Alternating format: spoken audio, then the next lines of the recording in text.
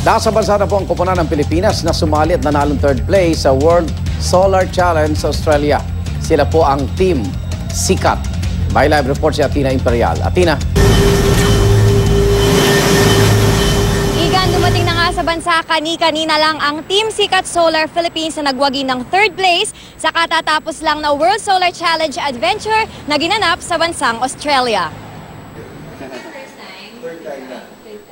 Isa na namang parangal ang inuwi ng Pilipinas sa 2013 World Solar Challenge Adventure na ginanap sa bansang Australia. Natapos ng solar-powered car ng Pilipinas na mas kilala sa tawag na Sikat 2 ang 3,021-kilometer race at nagwagi bilang third placer sa nasabing kompetisyon. Pinubuo ang Team Sikat ng 20 mechanical at electrical engineering students at 6 na faculty members ng De La Salle University. Yes, the team here, Sikat Solar Philippines, is mainly composed of students and faculty. And you placed third. Placed third. And,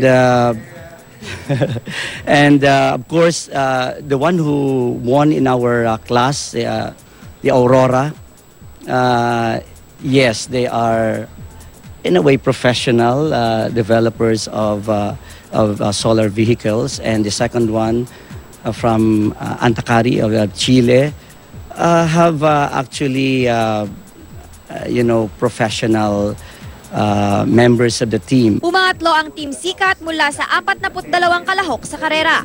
Nanalo naman ang first place sa World Solar Challenge Adventure ang Aurora Evolution ng Australia, habang second placer ang Antacari ng bansang Chile. Igan, nagpapasalamat nga ang Team Sikat sa Filipino community sa Australia dahil sa pagsuporta nila sa kasagsagan ng kompetisyon. At yan muna ang pinakahuling balita mula rito sa Pasay. Igan? Maraming salamat, Atina Imperial.